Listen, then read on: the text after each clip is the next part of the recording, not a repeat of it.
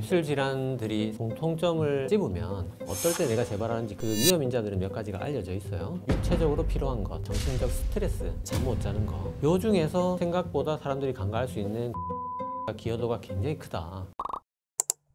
안녕하세요. 지식인사이드 구독자 여러분, 저는 현재 유튜브에서 운동하는 내과의사 닥터딩요 채널을 운영하고 있는 내과 전문의 그리고 소화기 내과 분과 전문의 김태균입니다. 반갑습니다.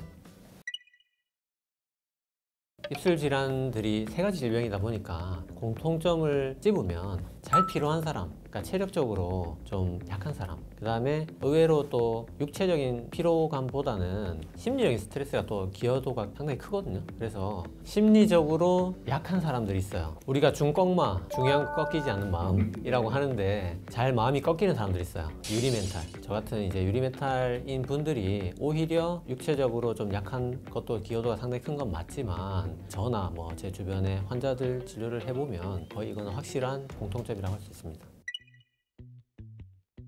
자, 구내염의 원인이 뭔지 설명을 하려면 두 가지 차원의 원인이 있다는 걸 먼저 알아야 돼요. 구내염이 전혀 한 번도 안 생긴 사람하고 구내염이 계속 평생 재발하는 사람하고 비교했을 때 이 사람과 이 사람 사이에 어떤 차이가 있는지에 대한 원인이 하나가 있고, 그 다음에 저같이 구내염이 이제 많이 생기는 사람 안에서 지금 제가 구내염이 없는데 어떨 때 구내염이 올라오는지 유발인자라고 할 수 있겠죠. 이런 차원의 원인이 또 하나가 있습니다. 그래서 첫 번째 구내염이 생기는 사람이 되는 그 원인의 근본적인 이유는 T세포의 이상 면역 반응이라고 해요. 사실은 아직까지 이 T세포의 이상 면역 반응이 왜 생기는지 몰라요. 이게 구내염이 죽는 병이 아니다 보니까 연구가 앞으로도 활발히 이루어질 가능성이 많지 않고, 그래서 결국 우리가 이 인류가 영원히 T세포의 이상 면역 반응이 왜 생기는지 모를 가능성도 있어요. 하지만 이제 이걸 가지신 분들이 어떨 때 내가 재발하는지 그 위험 인자들은 몇 가지가 알려져 있어요. 그게 대표적으로 세 가지를 생각하시면 되는데, 육체적으로 필요한 것, 두 번째 심리적으로 정신적 스트레스, 세 번째 이제 잠 못 자는 거. 요 세 가지가 3대 유발 요인이라고 생각하시면 되고, 요 중에서 생각보다 사람들이 간과할 수 있는 그 심리적인 스트레스, 특히 구내염에서 굉장히 기여도가 크거든요. 그래서 이게 실제 시험 기간에 구내염이 더 많이 나는 건 거의 확실히 입증이 돼 있어요. 또 우리가 직업별로 어떤 직업에서 구내염이 재발하는 사람이 많은가, 이걸 조사해 봤을 때 학생이 1위로 뽑혔거든요. 정신적 스트레스가 기여도가 굉장히 크다. 그 외에 이제 기타 유발 요인으로 나이가 많을수록 이제 구내염이 점점 재발이 덜 하게 되고요. 불면증, 잠 못 잔다든지, 뭐 딱딱한 음식, 사탕 같은 게 입에 상처를 내서 또 유발을 할 수가 있고, 뭐 탄산도 어느 정도 기여를 하는 걸로 좀 알려져 있고요. 그 다음에 탈수 때문에 입이 바짝 마른다든지, 깨문다든지, 뭐 양치를 세게 해서 입에 상처가 났다든지, 이런 것도 유발 요인이 될 수가 있고, 비타민 부족. 요게 좀 재밌는데, 우리가 비타민 하면 야채를 제일 먼저 떠올리잖아요. 근데 이 구내염을 유발할 수 있는 비타민 부족에 해당하는 그 비타민군이 비타민 B12, 엽산, 철분 이런 것들이거든요. 그래서 요 세 개가 많이 들어있는 게 야채가 아니고 오히려 육류, 오히려 고기에 더 많이 들어있어요. 그래서 비타민이나 미네랄 결핍으로 구내염이 잘 생기는 사람에 한해서는 고기를 많이 먹는 게 도움이 된다, 이렇게 정리할 수 있겠습니다. 그리고 또 재밌는 게 의외로 흡연이 구내염을 감소시키는 걸로 알려져 있어요. 여기 되게 의외라고 할 수 있는데, 이게 원리가 이제 구강 점막을 의학적으로 우리가 각화시킨다고 해요. 각화는 쉽게 얘기하면 우리 피부가 흉터가 지는 거죠. 담배가 구강 점막을 다 각화시키면서 구내염조차 생길 수 없는 점막으로 변화시키는 거예요. 쉽게 얘기하면 흑화시키는 거예요, 담배 때문에. 하지만 이게 담배가 뭐 구강암의 원인도 될 수 있기 때문에 담배를 펴서 구내염을 막아야겠다든지, 아니면 내가 담배를 피니까 구내염이 덜 생기네라고 좋아할 이유는 전혀 없다는 거예요.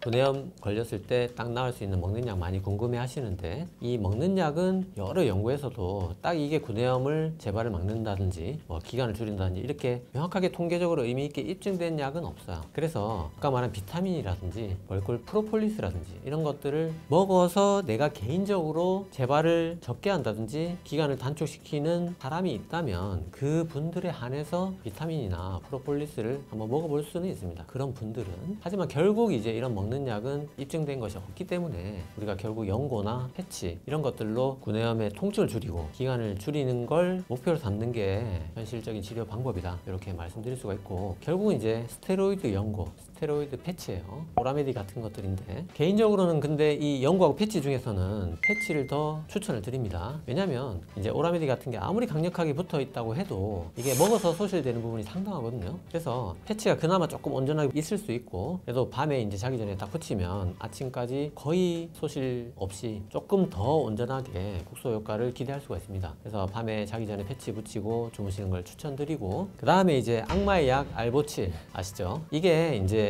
원액을 바르셔도 상관없어요. 구내염 일주일 아플 그 통증을 한번 바를 때 몰아서 받는 정도의 극심한 통증을 주기 때문에 이 통증이 부담스러우신 분들은 5배 물로 희석해서 바르시면 됩니다. 하지만 여기서도 주의해야 될 게 치아를 부식시키거나 입술에 화상을 입힐 수가 있어요. 그래서 아보칠 바를 때 치아나 입술이 안 닿도록 주의해서 바르시는 게 좋고요. 요즘에 그리고 이제 치과에서 레이저로 포작을 해서 한 번에 깔끔하게 치료하는 그런 방법도 있다고 합니다. 그래서 너무 통증이 심하다든지 너무 오래 간다든지 이런 분들은 이제 치과 방문하셔서 레이저 치료 받는 것도 한 방법이 될 수 있겠습니다. 양 끝에 째지는 양상의 염증이 생기는 게 구각염인데, 원인은 크게 양대산맥이 있어요. 침하고 감염이에요. 그래서 침이 먼저 입가를 짓무르게 만듭니다. 그러면 이제 입에 원래 있던 균이 이제 두 종류가 포도상구균, 캔디다, 요 균들이 이제 서식하기 쉬운 환경이 돼요. 그러면 이제 감염이 일어나게 되고, 그 감염이 돼 있는 와중에 아까 말했던 육체적인 피로, 심적인 스트레스, 잠을 못 잤다든지 이런 유발 요인이 있으면 이제 염증이 생기면서 쭉 째지는 거죠. 이제 그게 이제 구각염의 전반적인 병인의 흐름이라고 할 수 있고, 그 외에 입가에 여러 가지 자극을 줄 수 있는 화장품, 치약이 안 맞다든지 교정기 틀니, 그다음에 흡연 이런 것들도 기타 원인이 될 수가 있겠습니다. 우리가 이제 구내염, 구순염, 구각염 세 가지가 가지고 있는 분들이 이거를 구분 못할 가능성은 거의 많지 않습니다. 뚜렷하게 특징들이 다 있기 때문에 그나마 구각염이 조금 헤르페스 구순염하고 헷갈릴 수가 있어요. 그래서 구각염의 치료를 하려면 제일 먼저 헤르페스가 아닌가 감별하는 게 1번입니다. 구각염이 정말 맞는지 먼저 보는 거죠. 그래서 헤르페스가 평소에 나는 부위에 구각염이 생겼다든지 아니면 수포가 올랐다든지 이런 분들은 구순염을 먼저 생각해야 되기 때문에 구순염 에 대한 진료를 보기 위해서 피부과를 방문하시는 게 먼저고요. 정말 이건 확실히 그냥 단순 구각염이다 그러면 병원까지 가실 필요는 없고, 약국에서 연고 3가지 사시면 되는데 2개 1개예요. 2개부터 설명드릴게요. 연고 2개 먼저 설명드리면, 첫 번째 연고는 약한 스테로이드와 칸디다 진균의 효과적인 성분이 2가지가 같이 들어있는 연고 하나가 있고요. 두 번째는 이제 포도상구균을 죽일 수 있는 항생제 연고, 여기 1가지가 있어요. 요 2가지를 먼저 2-3일 정도 바릅니다. 자기 전에. 연고를 바르실 때 주의해야 될 게 면봉으로 발라야 돼요. 손으로 바르면 연고가 오염이 되거든요. 그래서 약국에 살 수 있으니까 면봉으로 2가지 연고를 밤에 2-3일 정도 발라주면 아마 2-3일 안에 99% 보존이 될 겁니다. 하지만 여기서 치료 끝이 아니고 진균은 조금 치료 기간을 오래 가져가줘야 되거든요. 그래서 그 항진균제 연고 1가지를 일주일에서 2주일 정도 좀 더 발라주시면 좀 더 깔끔하게 치료가 됩니다.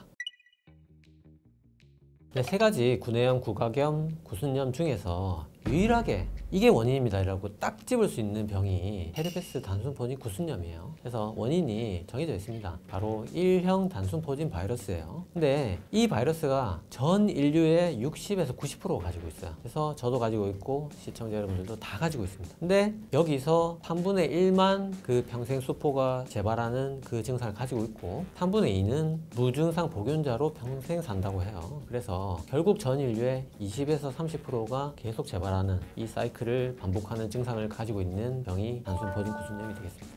증상은 이제 물집이 올라오면서 아픈 건데, 이 증상이 8단계로 나눌 수가 있어요. 간단하게 그냥 요약해서 설명드리면, 처음에 안 아프다가 수포가 올라올 것 같은 따끔따끔한 느낌이 있어요. 그 단계를 거칩니다. 안 거친 사람도 있겠지만 대부분 거치고, 그러면서 이제 딱딱해지면서 붓고 딱딱한 수포들이 올라오고 그 안에 물이 차고 이게 터지면서 진물이 흐르고 흉터가 생기고 낫고, 이런 과정을 거치게 되는데, 이게 평생 살면서 어떨 때 이제 8사이클을 도는지, 그 유발 요인은 역시 다른 입술 질환과 마찬가지로 육체적으로 피곤할 때, 심리적으로 스트레스 받을 때, 잠 못 잘 때, 이 3가지가 3대 메이저 유발 요인이고, 거기에 이제 헤르페스는 자외선을 많이 받는다든지 특정 약물, 여성 호르몬 이런 것들도 조금씩 연관이 다 있는 걸로 알려져 있습니다. 헤르페스 구순염의 치료의 핵심은 아까 앞에서 말씀드렸던 그 8사이클 중에서 전국이 따끔따끔 수포가 올라올 것 같은 그 느낌을 캐치하는 게 가장 치료의 핵심이에요. 그래서 사실 이거 뭐 헤르페스 구순염 앓으시는 분들은 연고를 집에 다 가지고 계실 건데, 이 연고를 그 느낌 있을 때 발라주면 굉장히 효과가 있습니다. 하지만 이 연고의 단점이 작용 시간이 짧아요. 그래서 정량은 하루에 5번, 5회 바르는 게 정량으로 되어 있습니다. 그래서 이거를 좀 횟수를 줄인 알약이 있거든요. 그래서 이 알약은 반드시 병원 가서 처방을 받으셔야 되고, 횟수를 줄여서 먹을 수 있는 약 종류가 2가지가 있어요. 그게 발라사이클로비어, 그다음에 팜사이클로비어, 이렇게 2가지 알약을 전문의약품으로 처방을 받아서 먹을 수가 있는데, 헤르페스도 그 따끔따끔한 시기에 먹어야지만 효과가 있어요. 먹어야지 또는 발라야지만 효과가 있고, 그래서 예를 들어서 그 8사이클을 일주일이라고 가정을 하면 전국이 첫날에 바로 먹거나 바르면 뭐 한 2, 3일이면 끝난다는 거죠. 근데 만약에 치료 시기를 놓쳐서 수포가 다 올라오고 뭐 3, 4일째 먹었다 이러면 아무리 약을 열심히 챙겨 먹더라도 결국 일주일 다 간다는 거야. 약발이 급격히 떨어진다, 빨리 먹어야 약발이 크다. 헤르페스 치료는 그렇게 정리할 수 있고, 발라사이클로비어 기준으로 정량이 하루치가 8알을 받을 수가 있거든요. 사실 전국이에 딱 날짜만 잘 맞춰서 먹으면 하루에 2알만 먹어도 효과가 있다고 해요. 그래서 2알을 먹고 효과가 있으면 6알은 남겨두고 다음 올라올 때 먹는 것도 방법이 될 수가 있겠습니다. 조제한 약의 공식 유통기한은 2달이라고 해요. 2달 안에 재발하면 그 남겨뒀던 6알을 가지고 따끔거릴 때 또 먹을 수가 있고, 이렇게 이제 정량보다 줄여서 먹게 되면 이 발라사이클로비어가 부작용이 있거든요. 신장에 좀 무리를 줄 수가 있는데, 이런 콩팥 독성도 훨씬 줄일 수 있다고 합니다.